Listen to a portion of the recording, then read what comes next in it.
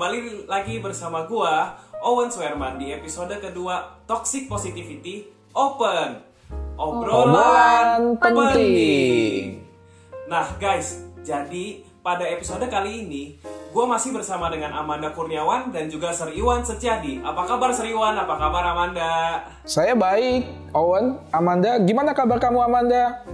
Mantap, saya always mantap, you know. Woo! Nah, puji Tuhan kalian berdua masih baik-baik aja ya, masih tetap semangat lah ya. Nah guys, jadi di episode kedua ini kita bakal melanjutkan episode pertama mengenai toxic positivity. Jadi di episode kedua ini kita bakal lebih banyak membahas mengenai bagaimana sih kita deal with toxic positivity yang udah terjadi. Terus bagaimana kita spread awareness dan cara kita mencegah toxic positivity yang ada di kehidupan sehari-hari kita. Dan gak lupa kita tentunya kasih alternatif solusi lainnya, dimana solusi yang kita tawarkan ini jauh lebih baik daripada memberikan toxic positivity ke orang yang sedang membutuhkan solusi gitu dari kita yang datang curhat ke kita.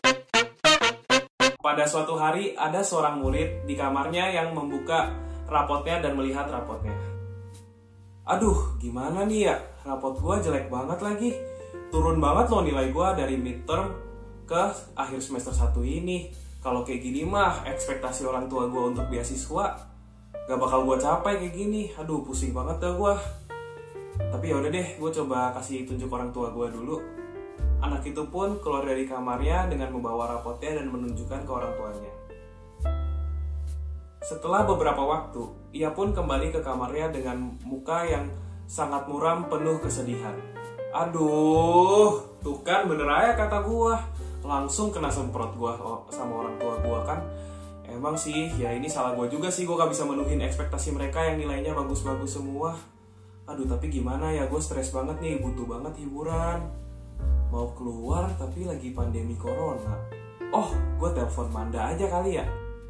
Anak itu pun mengambil telepon, lalu menelpon temannya. Halo? Halo Man? Halo, what's up man, what's up? Nih Man, gue sebenarnya pengen cerita ke lu. Jadi gini Man, kan kemarin kan ya kita kan baru dibagiin rapot ya.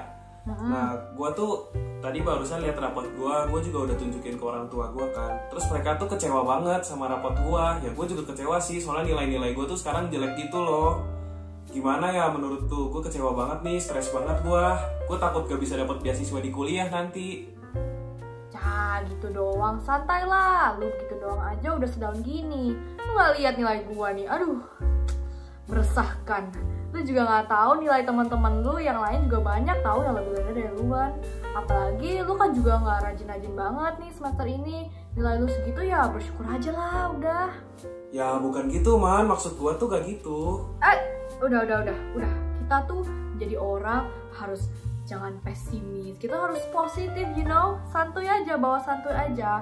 Kalau lu nggak bisa positif ya gimana ya, kita tuh harus positif tiap hari gitu loh. Sampai kapan lu mau begini terus, ngeluh terus aja kerjaannya nih lu.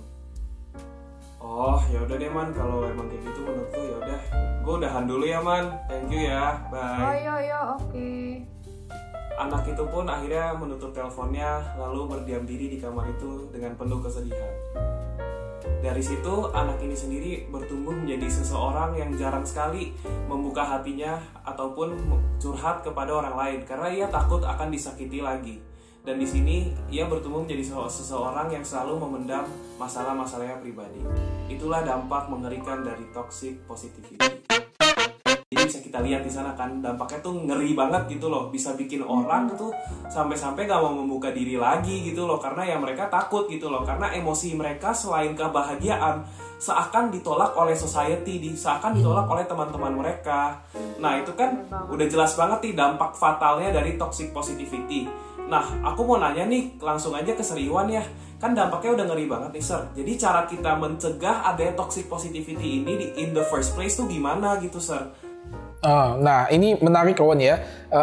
Mungkin satu hal yang saya pikir paling penting adalah yang hilang dari toxic positivity adalah pengakuan akan keunikan situasi dan kondisi yang ada gitu dari setiap kita sebagai manusia begitu ya. Contoh tadi kan dari kasus tadi begitu, cerita tadi kita lihat bahwa anak yang satu ini mau curhat gitu ya.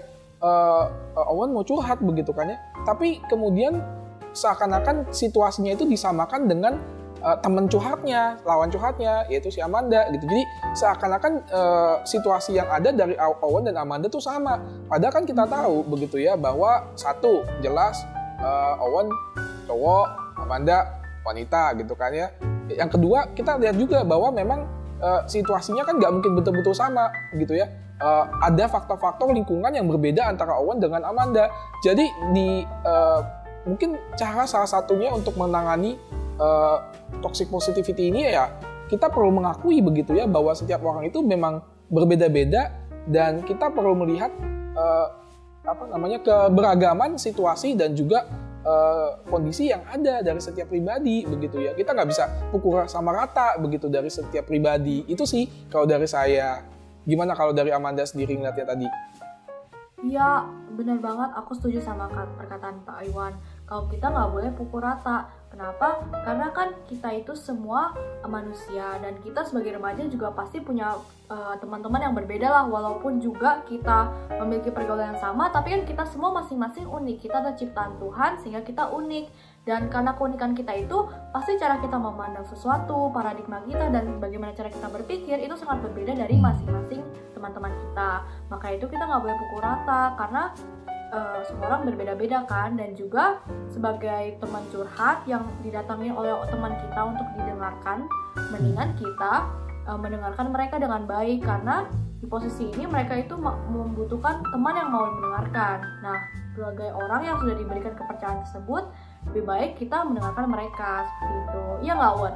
Iya sih, ya kalau menurut gua bener banget sih apa yang lu sampaikan, Man, dan juga tadi yang disampaikan oleh Seriwan juga ya. Kalau menurut gua sih kita harus lebih coba untuk lebih mengerti pribadi-pribadi lain di luar dari diri kita sendiri. Karena menurut gua tuh yang fatal tuh kayak gini loh. Gak tentu banyak orang itu bisa gak tentu banyak orang itu mencoba untuk mengerti posisi di mana kita berada saat ini. Nih, kita gampangnya aja, kita gak bakal bisa menaruh diri kita di posisi orang lain karena kita bukan dia. Mau gimana pun, kita gak bisa menganggap bahwa diri kita itu dia. Ya kita bisa ditempatin di situasi yang sama. Contohnya misalnya gua sama Manda, kita berdua dapat nilai yang jelek gitu. Misalnya nilai kita sama persis, jeleknya sama persis gitu. Semuanya di bawah KKM, gak ada yang di atas KKM. Gua sama Manda nih. Tapi reaksi gua, reaksi Manda tuh bisa beda. Kenapa? Karena misalnya background gua, misalnya orang tua gua itu strict yang selalu menuntut gua untuk mendapatkan nilai-nilai bagus dan sangat amat demanding. Dan orang tua gua ini minta bahwa gua SMA ini, gue nanti ke kuliah gue harus bisa dapat beasiswa. Sedangkan Manda misalnya, Manda itu orang tuanya ya lebih ke arah yang kayak ya udah santai aja lah, gak apa-apa gitu nilai jelek, yang penting si Manda ini memiliki special skill di bidang yang lain gitu. Lebih ke arah situ orang tuanya. Nah otomatis reaksi dari gue, reaksi dari Manda saat kita mendapatkan nilai yang jelek ini beda kan. Nah tapi yang salah dimengerti oleh orang-orang itu, orang-orang tuh cuma lihat sebatas kayak oh reaksinya Owen pas dia dapat nilai jelek, sedih, kesel, kecewa, marah. Dia berarti dia lebay. Harusnya dia positif aja kayak Manda. Dia harusnya seneng-seneng aja gitu, bersyukur aja gitu loh meskipun dapat nilai segitu. Kalau menurut aku sih yang paling fatal tuh itu. Bener gak, Sir? Kalau menurut Sir gimana, Sir? Iya, saya setuju ya dari Owen tadi. Tadi Owen udah bagus banget tuh menjelaskan bahwa setiap orang punya kondisi dan situasi yang berbeda-beda.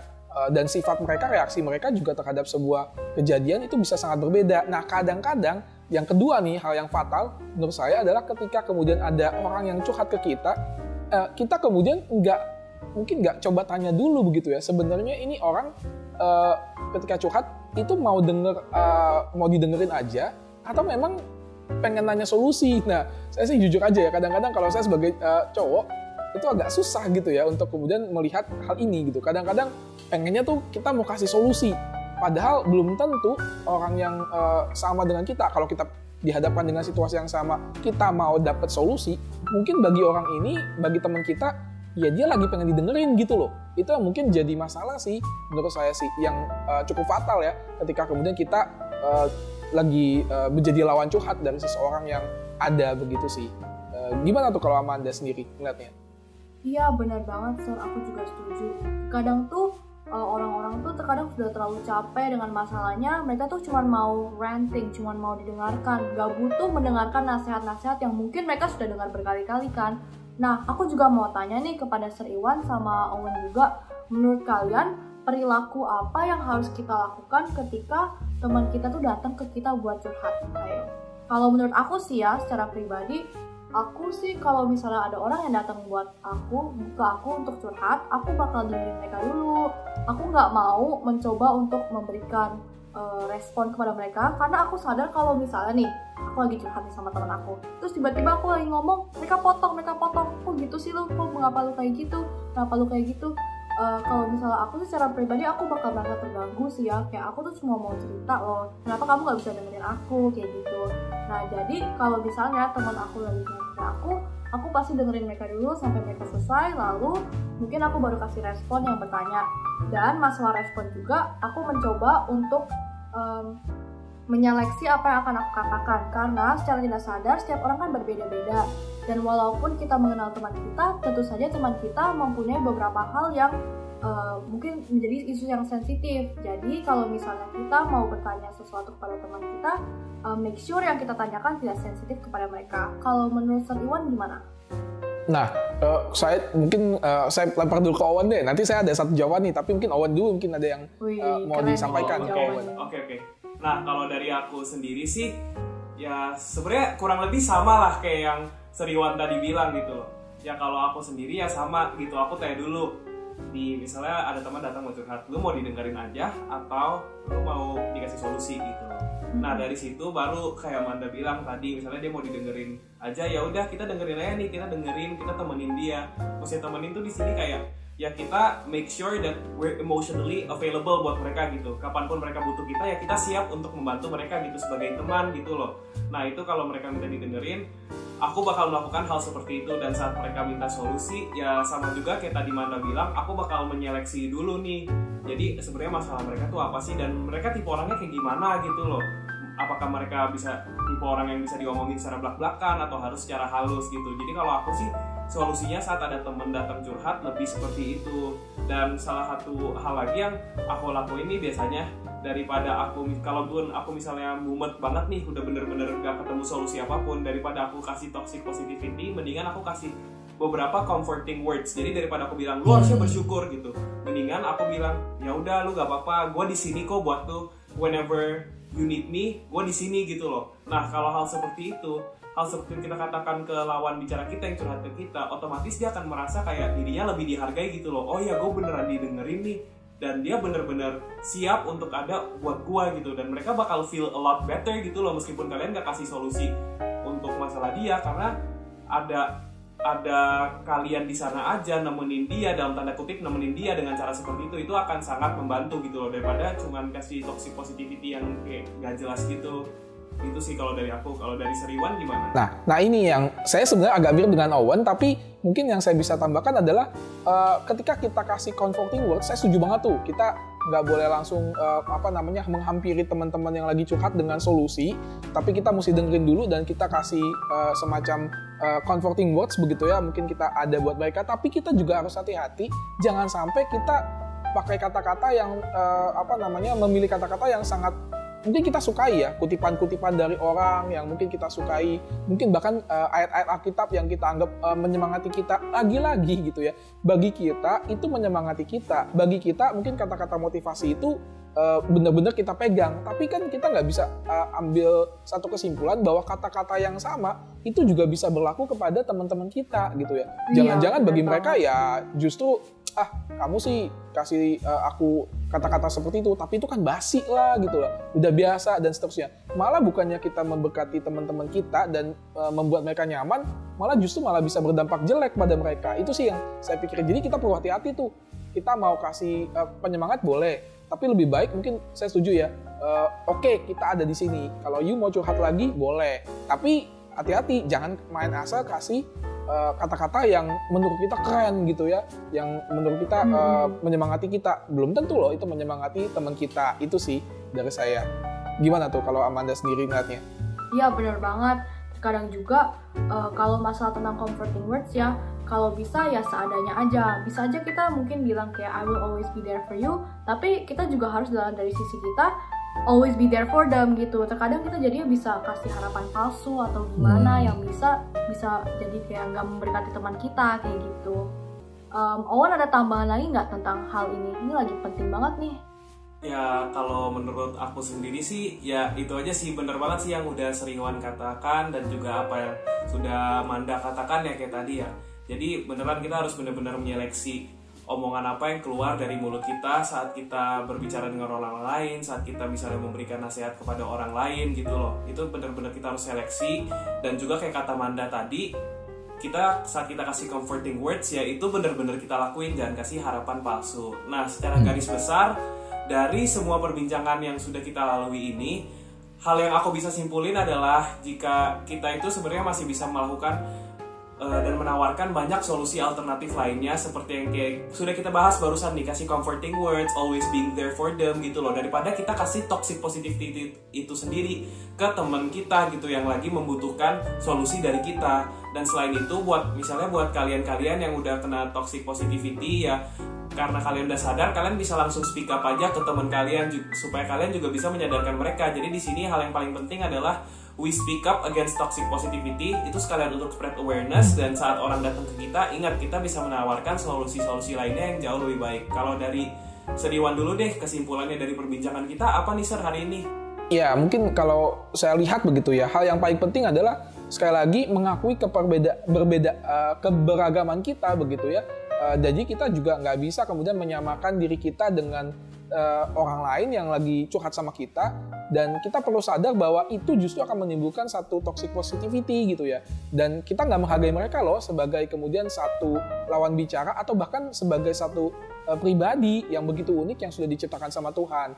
Jadi sekali lagi saya ajak kita semua untuk betul-betul menyebarkan awareness. Ini jangan main asal bicara, harus hati-hati dengan kata-kata kita, karena jangan-jangan yang selama ini kita lakukan, yang kita anggap menyemangati teman-teman kita, itu adalah toxic positivity yang bisa berdampak sangat negatif, dan siklusnya betul-betul bisa merusak diri kita dan teman kita. Itu sih kalau dari saya.